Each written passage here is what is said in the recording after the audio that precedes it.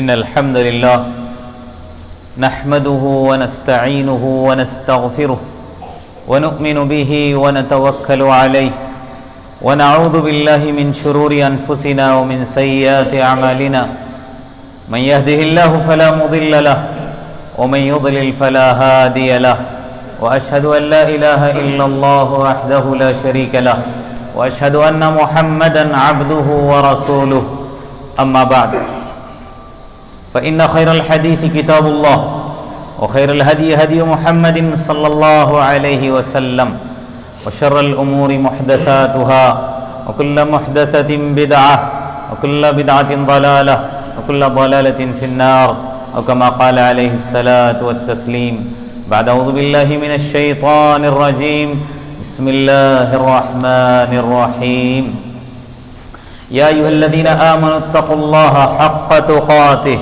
ولا تموتن إلا وأنتم مسلمون يا أيها الناس اتقوا ربكم الذي خلقكم من نفس واحدة وخلق منها زوجها وبث منهما رجالا كثيرا ونساء واتقوا الله الذي تساءلون به والأرحام إن الله كان عليكم رقيبا يا أيها الذين آمنوا اتقوا الله وقولوا قولا سديدا يصلح لكم أعمالكم ويغفر لكم ذنوبكم ومن يطع الله ورسوله فقد فاز فوزا عظيما وقال الله تعالى في موضع آخر ألم تعلم أن الله يعلم ما في السماء والأرض إن ذلك في كتاب إن ذلك على الله يسير رب اشرح لي صدري ويسر لي أمري واحلل عقدة من لساني يفقهوا قولي ربي زدني علما سبحانك لا علم لنا إلا ما علمتنا إنك أنت العليم الحكيم ربي يسر ولا تعسر وتمم بالخير حاضرین جمعہ، پردہ نشین خواتین اور میرے پیارے پھول جیسے بچوں، تمام قسم کی تعریف، بزرگی، بڑائی، حمد، ثنا اللہ وحدہ لا شریک کے لیے ہی لائق اور زیبا ہے۔ درود اور سلامتی ہو پیارے حبیب محمد مصطفیٰ صلی اللہ علیہ وسلم پر، آپ کے اصحاب، تابعین اور تبع تابعین پر۔ اس مختصر سی حمد اور سلام کے بعد میں نے آپ لوگوں کے سامنے سورۃ الحج کی ایک آیت کو تلاوت کیا ہے، اور آج کے اس خطبہ جمعہ میں ارادہ بھی ہے اسی آیت کو موضوع بنا کر تقدیر کے تعلق سے کچھ باتیں آپ کے گوش گزار کروں جو میرے لیے بھی فائدہ مند اور کارگر ثابت ہو اور آپ کے لیے بھی۔ قبل کہ میں اپنی بات کو آگے لیتا چلوں، پہلے میں اس آیت کریمہ کا ترجمہ اور اس آیت سے کیا باتیں نکلتی ہیں وہ عرض کر دوں۔ اللہ تبارک و تعالی اپنے حبیب حضرت محمد مصطفیٰ صلی اللہ علیہ وسلم سے اس آیت کریمہ کے اندر مخاطب ہے، فرماتا ہے الم تعلم، اے نبی کیا آپ جانتے نہیں، ان اللہ، کہ بے شک اللہ تبارک و تعالی یعلم ما فی السماء والارض، وہی جانتا ہے جو کچھ آسمانوں میں ہے اور زمین کے اندر ہے۔ ان ذالک فی کتاب، اور وہ تمام باتیں جو اللہ جانتا ہے وہ ایک کتاب کے اندر محفوظ ہے۔ ان ذالک علی اللہ یسیر، اور اس طرح کا علم رکھنا یہ اللہ کے لیے بہت ہی آسان ہے۔ دو باتیں اس آیت کریمہ سے ہم اخذ کر سکتے ہیں۔ ایک بات یہ ہے کہ اللہ تبارک و تعالیٰ کی وحدہ لا شریک ایسی ذات ہے جو زمین اور آسمان کے اندر کا علم اکیلی تنہا جانتی ہے۔ اس کائنات کے اندر جو کچھ ہو رہا ہے، جو کچھ ہو چکا ہے اور جو کچھ ہونے والا ہے، اس کے بارے میں صرف اور صرف اللہ ہی کو معلوم ہے۔ اس کا علم صرف اللہ ہی کو ہے۔ ماضی، مضارع یا مستقبل، حال یا مستقبل، یہ تمام کی تمام باتوں کا علم صرف اور صرف کس کو ہے؟ اللہ ہی کو ہے۔ ایک بات یہ ہے اس آیت سے جو اخذ ہم کر سکتے ہیں۔ دوسرے، ان ذالک فی کتاب، اللہ کہتا ہے یہ تمام باتیں جو اللہ جانتا ہے وہ کہاں ہے؟ ایک کتاب کے اندر ہے۔ اور وہ کتاب کون سی ہے؟ قرآن فرماتا ہے بل ہوا قرآن مجید فی لوح محفوظ۔ وہ کتاب کون سی ہے؟ لوح محفوظ ہے۔ قرآن جو ہمارے پاس ہے یہ بھی کہاں سے آیا ہے؟ لوح محفوظ سے ہی آیا ہے۔ تو دو باتیں اس آیت سے نکلتی ہیں اور دونوں کی دونوں تقدیر سے جڑی ہوئی ہی ہیں۔ آج میں نے پہلے ہی کہا نا آپ لوگوں سے، اس آیت کریمہ کو ہی موضوع بنا کر تقدیر کے تعلق سے کچھ باتیں عرض کروں گا۔ دوستو، تقدیر کا موضوع بہت ہی اہمیت کا حامل ہے، بڑا حساس اور نازک موضوع ہے۔ اس موضوع کے اندر اللہ کے رسول صلی اللہ علیہ وسلم نے کریدنے سے منع کیا ہے، بہت اس کی گہرائی کے اندر جانے سے منع کیا ہے۔ لہٰذا وہ باتیں جو قرآن حدیث کی روشنی میں اخذ کر کے لایا ہوں وہی آپ لوگوں کے سامنے بیان کروں گا۔ اللہ سے دعا ہے کہ وہ باتیں میری بھی حقیقت میں سمجھ میں آ جائیں اور آپ لوگوں کی بھی۔ ہم تمام جانتے ہیں کہ ایمان کے 6 ارکان ہیں۔ ایمان کے کتنے ارکان ہیں؟ 6 ارکان ہیں۔ حدیث جبرائیل آپ لوگوں نے پڑھا ہوگا، اس کے اندر ایک سوال اللہ کے رسول صلی اللہ علیہ وسلم سے حضرت جبرائیل علیہ السلام کرتے ہیں، اخبرنی عن الایمان، ایمان کیا ہے نبی مجھے بتا دیجئے۔ تب اللہ کے رسول نے کیا فرمایا؟ ان تؤمن باللہ، سب سے پہلی بات کیا ہے ایمان کے ارکان میں؟ اللہ پر ایمان، وملائکہ، اس کے فرشتوں پر ایمان، وکتبہ، اس کی کتابوں پر ایمان، ورسلہ، اس کے رسولوں پر ایمان، والیوم الآخر، آخرت کے دن پر ایمان، والقدر خیرہ وشرہ، یہی آج کا موضوع ہے۔ تقدیر کے بھلے اور برے ہونے پر بھی ہمارا ایمان۔ تقدیر کے اندر جو اچھا ہوتا ہے اس سے ہم بڑے خوش ہوتے ہیں، کچھ ہماری تقدیر کے ساتھ برا ہوتا ہے تو ہم بڑے ناراض ہوتے ہیں نہ۔ تقدیر کے اچھے اور برے دونوں پر ہمارا ایمان ہونا چاہیے۔ ایک حصے پر ایمان اور ایک حصے پر ایمان نہیں، کافر کہلائیں گے، تقدیر کا انکار کرنے والے کہلائیں گے۔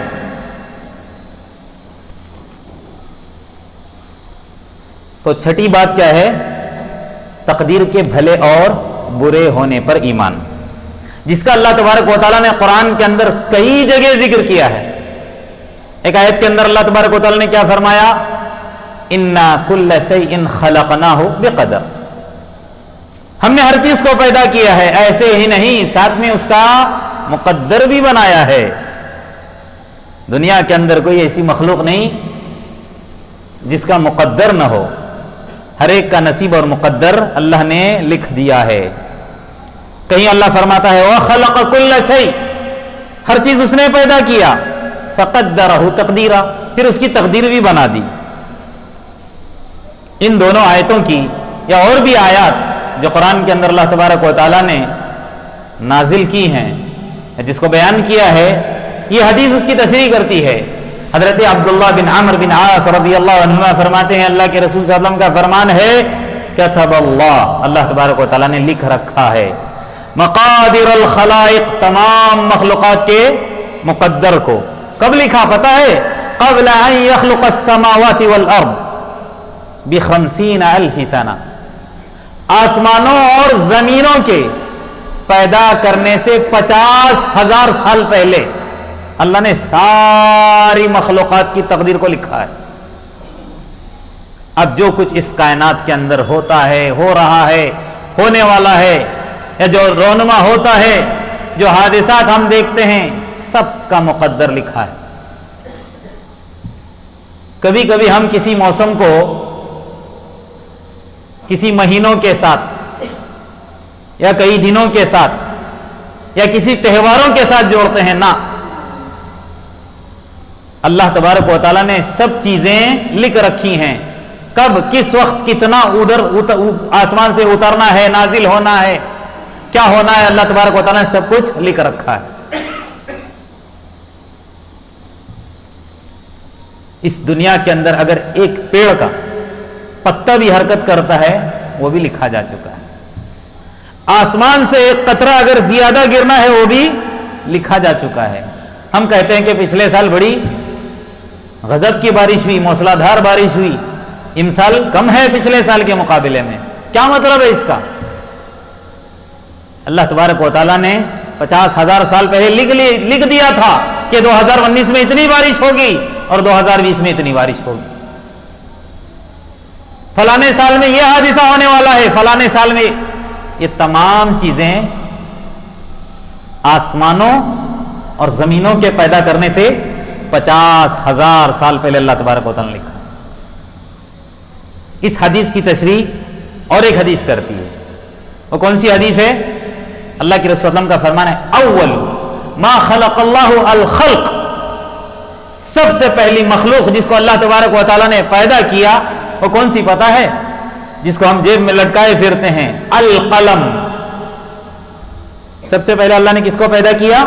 قلم کو پیدا کیا، اور اس سے کہا اکتب، لکھ۔ قلم نے کہا ما اکتب، کیا لکھوں اے اللہ؟ کہا لکھ، قیامت کی صبح تک جو کچھ رونما ہونے والا ہے، جو کچھ ہونے والا ہے، سب لکھ دے۔ لہذا قیامت تک کی صبح تک جو کچھ حادثات ہونے والے ہیں تمام کے تمام لکھے جا چکے ہیں، اور یہ کب؟ 50,000 سال پہلے اللہ تبارک و تعالیٰ نے لکھ دیا ہے۔ اچھا، ان آیتوں کو اور ان حدیثوں کو آسان طریقے سمجھنے کے لیے ایک مثال بتاتا ہوں۔ بعض دفعہ آدمی خواب دیکھتا ہے کہ نہیں؟ خواب میں کیا دیکھتا ہے کہ فلانی چیز ہو گئی، فلانی چیز ہو گئی۔ اب وہ 8 دن کے بعد، 15 دن کے بعد یا مہینے 2 مہینے کے بعد ہو جاتی ہے۔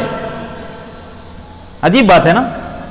اللہ تبارک و تعالیٰ اپنی مخلوقات میں سے کسی مخلوق کو وہ چیز دکھا دیتا ہے، وہ کہتا ہے کہ آج جو ہم دیکھ رہے ہیں یہ میں 2 مہینے پہلے خواب میں دیکھا تھا۔ کیا مطلب ہے اس کا؟ جو چیز ہونے والی ہے اللہ تبارک و تعالیٰ بذریعہ خواب دکھا رہا ہے، کیا مطلب ہے؟ یہ اللہ کے علم میں ہے، لکھا جا چکا ہے، اس لیے اللہ تبارک و تعالیٰ نے بتا دیا۔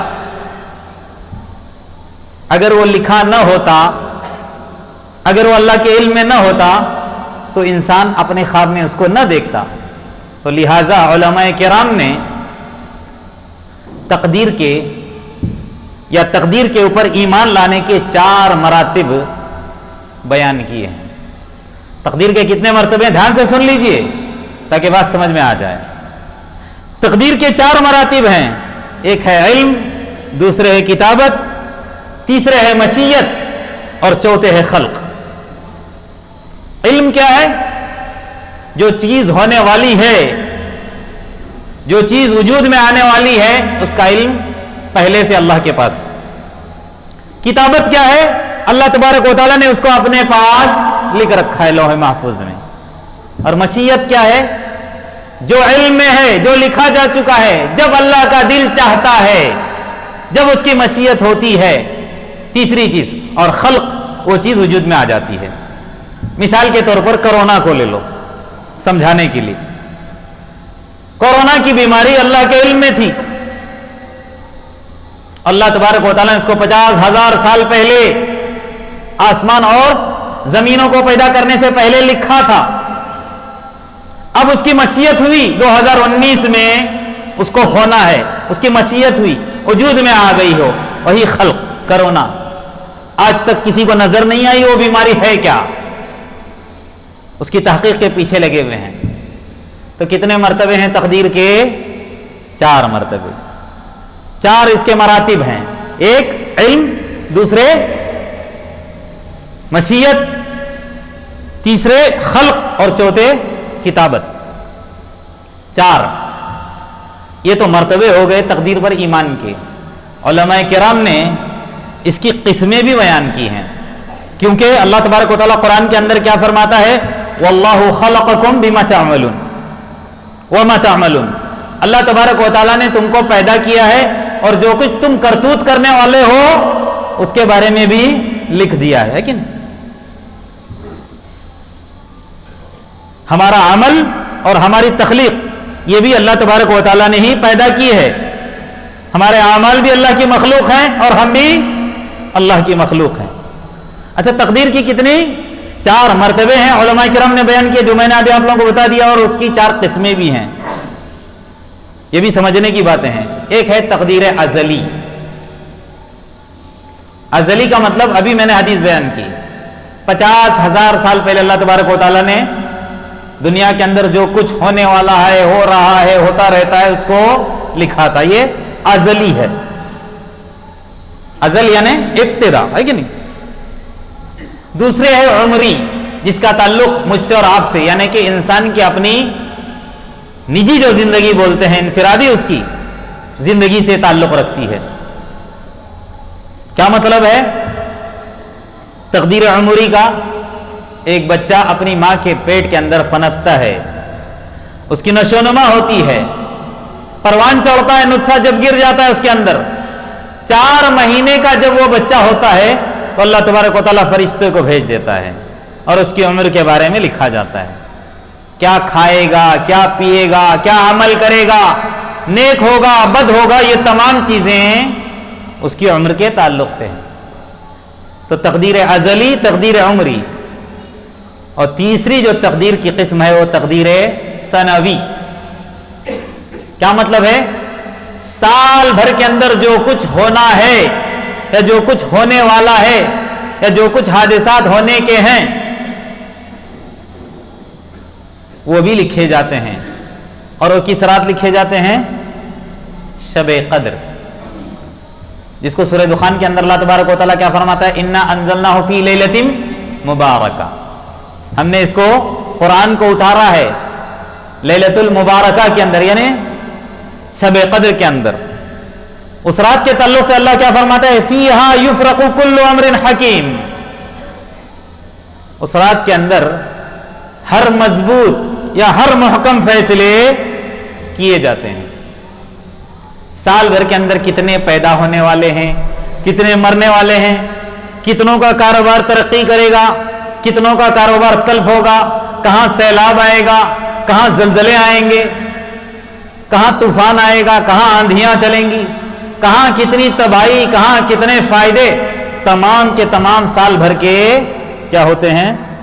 لکھے جاتے ہیں اس رات میں۔ تو ایک تیسری قسم کیا ہے؟ تقدیر سنوی۔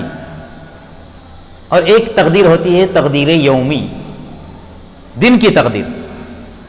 ہر دن کی بھی تقدیر لکھی جاتی ہے۔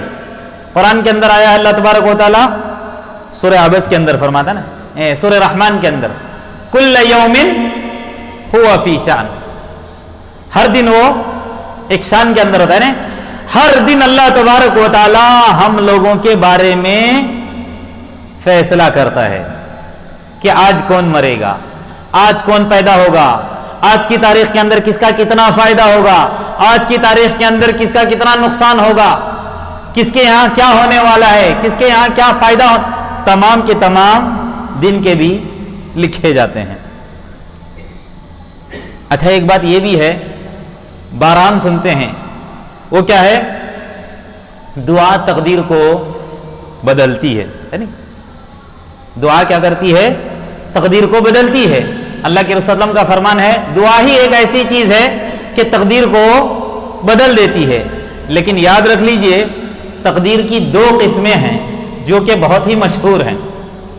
ایک ہے تقدیر مبرم اور ایک ہے تقدیر معلق۔ تقدیر مبرم کا تعلق ابھی میں نے کہا نا لوح محفوظ سے ہے، اور لوح محفوظ کے اندر جو لکھا جا چکا ہے وہ مٹانے والا نہیں ہے، مٹنے والا نہیں ہے۔ وہ جو ہونا ہے ہو کر ہی رہے گا، اس کے اندر رد و بدل نہیں ہے.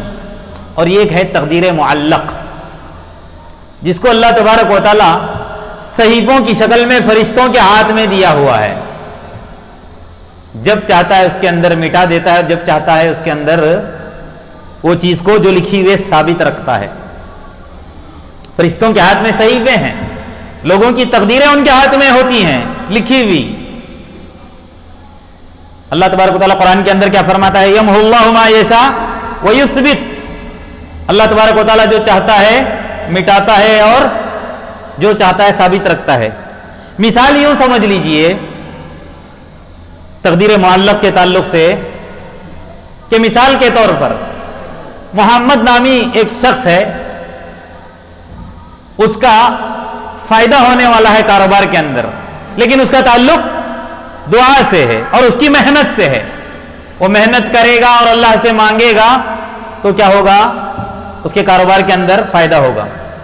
لیکن اس نے دعا نہیں کیا، اس نے محنت نہیں کی، تب وہ جو فرشتوں کے ہاتھ میں لکھا ہوا ہے کہ یہ ترقی نہیں کرے گا، وہ ویسا کہ ویسا باقی رہے گا. دعا کے ساتھ ہی وہ مٹا کر نہیں، ثابت نہیں رہنا، بلکہ وہاں پر اللہ وہ چیز مٹا کر فائدے میں کیا کرے گا؟ اس کو تبدیل کرے گا. یہ مطلب ہے اس کا کہ جو تقدیر مبرم ہوتی ہے وہ تو ویسی کی ویسی ہے، لیکن چند چیزیں جس کا ہمارے اوپر اختیار ہے، اللہ نے جس کا ہم کو اختیار دیا ہے اس کو کرنا ہے. بعض لوگ کیا کرتے ہیں کہ میرے مقدر میں ہے، چلو میں بیٹھا رہتا ہوں نا. اس طرح کے بہانے بنانا بالکل جائز نہیں ہے. محنت کرنا، کوشش کرنا یہ لازم اور ضروری ہے. بغیر محنت کے، بغیر کوشش کے چیز حاصل نہیں ہوگی. اللہ نے جو ہم کو اختیار دیا ہے اس اختیار کو ہم استعمال کریں اور پھر اللہ سے دعا کریں. ایک آدمی بیمار ہو جاتا ہے کہ نہیں؟ مثال، بیمار ہونے کے بعد اگر وہ دوا کا استعمال نہ کرے اور یوں سمجھے کہ بیماری ایسی چلی جائے گی کیا؟ میرے مقدر میں مروں گا، مر جاؤں گا نا. کیوں بھاگتا ہے علاج کرنے کے لیے؟ کیوں دعائیں کرواتا ہے؟ دوا اس کی زندگی نہیں بدلتی، زندگی کا فیصلہ نہیں کرتی. یہ بھی اللہ کی تقدیر ہے، کیونکہ اللہ کے رسول صلی اللہ علیہ وسلم سے پوچھا گیا، صحابہ کرام نے پوچھا، اللہ کے رسول دواؤں کا استعمال کرنا، رقیہ کرنا، کیا اس کی اجازت ہے؟ کیا اس سے کچھ فائدہ ہوتا ہے؟ تو اللہ کے رسول نے کیا فرمایا؟ نعم ہی من قدر اللہ. یہ بھی اللہ کی ایک تقدیر ہے، تم کو اس کا استعمال کرنا ہی پڑے گا. اچھا، بعض لوگ کیا ہوتے ہیں، علماء نے بہت پیاری بات لکھی ہے، القدر حجۃ فی المصیبہ ولیس حجہ فی المعصیہ، کہ ہم تقدیر کو مصیبت کے اندر کیا مانے؟ حجت مانے، دلیل مانے. کیا مطلب ہے؟ بیماری آ گئی، پریشانی آ گئی، یہ میرے مقدر میں ہے، اب ہم دعا کریں کہ اللہ یہ چیز ختم کرے. اس کا تعلق تقدیر سے، مصیبت کا، پریشانی کا. اور ایسے میں ہمارا ایمان ہونا چاہیے کہ یہ جو حادثہ میرے ساتھ ہوا ہے صرف اللہ کی مشیت سے ہوا ہے. بعض لوگ کیا کرتے ہیں، اس طرح کے حالات میں شکوہ شکایت کرتے ہیں، نمازیں چھوڑتے ہیں، شراب نوشی کرتے ہیں، گناہوں پر گناہ کرتے ہیں، اور کیا کہتے ہیں کہ میرے مقدر میں. نہ، معصیت کے اندر تقدیر کو آپ حجت نہ بنائیں. ولیس فی المعصیہ کہتے ہیں، اللہ نے اختیار دیا ہے، آپ نماز پڑھ سکتے ہو، آپ شراب سے بچ سکتے ہو، آپ گناہوں سے اپنے آپ کو دور رکھ سکتے ہو، لیکن بخار کو روک سکتے ہو کیا؟ جو مصیبت آنے والے اس کو ٹال سکتے ہو کیا؟ نہیں. مصیبت میں تقدیر کو ہم کو کیا کرنا ہے؟ دلیل بنانا ہے، معصیت کے اندر نہیں. ایک پیارا واقعہ سن لیجئے. حضرت عمر رضی اللہ عنہ کے زمانے میں ایک چور نے چوری کی. دھیان سے سن لیجئے، کتنا پیارا واقعہ ہے، اس طرح تقدیر سمجھ میں آئے گی. ایک چور نے چوری کی تو حضرت عمر رضی اللہ عنہ نے اسے سوال کیا، کیوں تو نے چوری کی؟ تجھے پتا ہے نا کہ چوری کرنے سے کیا ہوتا ہے؟ اس نے کہا یہ تو میرے مقدر میں ہے اس لیے میں نے چوری کی. اچھا، تیرے مقدر میں ہے، تو نے چوری کی، ہاتھ کاٹوں گا ابھی تیرا، یہ بھی تیرے مقدر میں ہے. ہوا ٹائٹ ہو گئی. کہنے کا مطلب کیا ہے کہ آدمی اپنے آپ کو چوری سے باز رکھ سکتا تھا، پھر بھی اس نے چوری کی، اور کیا کہہ رہا ہے؟ یہ میرے مقدر میں ہے۔ یہ کس کا عقیدہ ہے پتہ ہے؟ قدریہ کا ہے، جنہوں نے غلو کر دیا ہے۔ قدریہ نہیں، جبریہ کا ہے۔ قدریہ تو ایسے ہیں کہ تقدیر کو مانتے ہی نہیں ہیں، تقدیر کا سرے سے وہ کیا کرنے والے ہیں؟ انکار کرنے والے ہیں۔ لیکن جبریہ انہوں نے اپنے اختیارات کو بھی چھوڑ دیا، گھر میں بیٹھے رہنا ہے، آسمان سے ٹپکتا رہے گا، طبق آئے گا، کھائیں گے پیئیں گے، مقدر میں ہے کھائیں گے نہیں تو نہ۔ ہر چیز کا تعلق تقدیر کے ساتھ ہے، اور اللہ کے رسول صلی اللہ علیہ وسلم نے وہ چیز ہم کو سمجھائی بھی ہے۔ ایک اور مثال سمجھ لیجئے تقدیر کے تعلق سے۔ ایک مرتبہ حضرت عمر رضی اللہ تعالیٰ عنہ شام میں ایک علاقہ ہے امواس، اس طرف اپنے صحابہ اور اپنے ساتھیوں کے ساتھ نکل پڑے۔ جب وہ قریب پہنچے اس شہر کے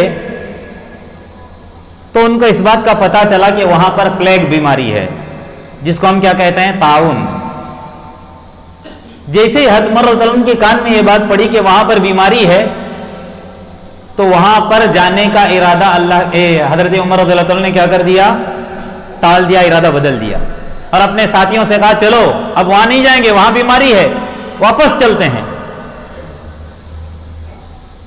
تو صحابہ کرام نے کیا کہا؟ یا عمر افرارا من قدر اللہ، ہے عمر رضی اللہ عنہ، کیا اللہ کی تقدیر سے بھاگ رہے ہیں آپ؟ وہاں پر بیماری ہے، بالکل صحیح ہے، لیکن آپ اللہ کی تقدیر سے تو بھاگ رہے ہو۔ اگر وہاں جائیں گے ہمارے مقدر میں ہوگا تبھی تو مریں گے نا۔ یہ کس نے کہا؟ حضرت عمر رضی اللہ عنہ کے ساتھیوں نے۔ لیکن حضرت عمر رضی اللہ عنہ کا جملہ سنیے، نعم من قدر اللہ الی قدر اللہ، جی ہاں میں اللہ کی تقدیر سے بھاگ رہا ہوں اللہ کی تقدیر کی طرف۔ عجیب بات ہے، عجیب بات ہے، کیا کہہ رہے ہیں کہ اللہ کی تقدیر سے اللہ کی تقدیر کی طرف بھاگ رہا ہوں۔ وہاں جاؤں گا تو مروں گا، لیکن یہاں جاؤں گا میرے مقدر میں اگر بچنا ہے تو میں بچوں گا۔ اس وقت تک اللہ کے رسول صلی اللہ علیہ وسلم کی صحیح حدیث ان کے کان تک نہیں پہنچی تھی۔ کس کے؟ حضرت عمر رضی اللہ عنہ کے۔ معلوم نہیں تھا کہ ایسی جگہ جہاں پر بیماری ہو وہاں نہیں جانا چاہیے، حضرت عمر رضی اللہ عنہ کو معلوم نہیں تھا، لیکن انہوں نے قیاس کر کے اپنے ساتھیوں کو لے کر کہاں چلے گئے؟ واپس۔ اس وقت عبد الرحمن بن عوف رضی اللہ عنہ ان کے ساتھ تھے، انہوں نے کہا کہ میں نے اللہ کے رسول صلی اللہ علیہ وسلم سے حدیث سنی ہے، اللہ کے رسول صلی اللہ علیہ وسلم کا فرمان ہے کہ ایسی جگہ جہاں پر یہ پلیگ جس کو طاعون کہتے ہیں، اگر بیماری پھیلی ہے جان لیوا، وہاں پر نہیں جانا چاہیے۔ اے عمر رضی اللہ عنہ آپ نے بالکل صحیح کیا ہے۔ اور یہ بھی اللہ کے رسول نے فرمایا کہ اگر جس جگہ پر بیماری ہے اور تم وہاں پر ہو، وہاں سے بھی تم کو نہیں بھاگنا ہے۔ جہاں بیماری ہے وہاں جانا بھی نہیں ہے، اور اللہ نہ کرے اگر اس بستی کے اندر کوئی ایسی بیماری ہے تو یہاں سے ہم کو بھی بھاگنا نہیں ہے۔ یہ اللہ کے رسول صلی اللہ علیہ وسلم نے تعلیم دی ہے۔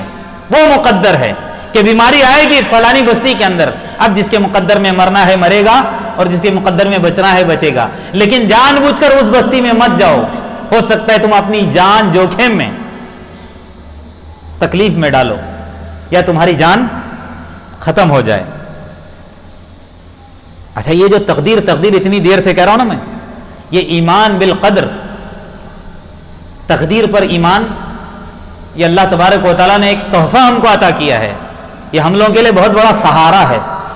پتہ ہے جو غیر ایمان والا ہوتا ہے، جس کا تقدیر پر ایمان نہیں ہوتا، اس کے ساتھ اگر کوئی حادثہ ہوتا ہے تو بڑا مایوس ہوتا ہے، بہت پریشان ہوتا ہے، پھر وہ ہمت نہیں کرتا آگے بڑھنے کی، اتنا ٹوٹ جاتا ہے، زہر کھا کر وہ اپنی زندگی کو کیا کرتا ہے؟ تمام کرتا ہے، خودکشی پر اتر آتا ہے۔ لیکن ایک ایمان والا جس کا اللہ کے اوپر کامل ایمان ہے، وہ کبھی ایسی حرکت نہیں کرے گا۔ وہ کیا سمجھے گا؟ یہ میرا مقدر ہے، اللہ نے میرے ساتھ ایسا کیا ہے، میں کیوں ہاروں؟ پھر وہ محنت کرتا ہے، پھر وہ کوشش کرتا ہے، لاکھ کوشش کرنے کے بعد اللہ تبارک و تعالیٰ اس کو ترقی دے ہی دیتا ہے، ترقی کے زینے چڑھ جاتا ہے وہ، کیونکہ اس کے سامنے یہ جملہ ہے۔ وہ جملہ کیا ہے؟ ما اصابک لم یکن لیخطئک وما اخطأک لم یکن لیصیبک۔ آج جو کچھ تیرے ساتھ ہوا ہے وہ تجھ سے چوکنے والا نہیں تھا، جو مصیبت آج تجھ کو لاحق ہوئی ہے وہ تو ہونے والی تھی، تو لاکھ کوشش کرتا اس سے بچنے کی، بچ ہی نہیں سکتا تھا، اور جو چیز تجھ سے کھو گئی وہ کبھی تجھ کو ملنے والی بھی نہیں تھی۔ ایک ایمان والے کا جملہ کیا ہوتا ہے؟ ایک ایمان والے کا جملہ ہوتا ہے قدر اللہ وما شاء فعل۔ ایک ایمان والے کا جملہ کیا ہوتا ہے؟ قدر اللہ، یہ اللہ کی تقدیر ہے، ما شاء فعل، جو اس نے چاہا کر دیا، یہ ہمارے بس کی بات نہیں ہے۔ اور شروع میں نے ایک بات آپ لوگوں کو بتا دیا تھا کہ تقدیر کا جو عنوان ہے، موضوع ہے، بڑا حساس ہے، بڑا نازک ہے، اس کے اندر کھود کرید نہیں کرنا چاہیے۔ ایک واقعہ مجھے بیان کرنا تھا لیکن بڑا تفصیلی ہے، اس آدمی کا خالی نام بتا کر آگے چلتا ہوں۔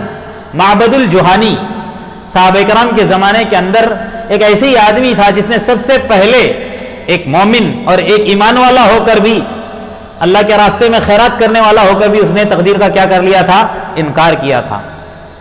تقدیر کا انکار اس قدر، یعنی اس حساب سے اس نے کیا، اس لحاظ سے کہ وہ ہر علمی بحث کے اندر کھود کرید کرتا تھا، جہاں پر اس کو گہرائی میں نہیں جانا چاہیے تھا وہاں پر وہ چلا جاتا تھا، جس کی وجہ سے اس نے تقدیر کا انکار کیا۔ تو اللہ کے رسول صلی اللہ علیہ وسلم نے تقدیر کے معاملے میں بحث و مباحثہ کرنے سے کیا کیا ہے؟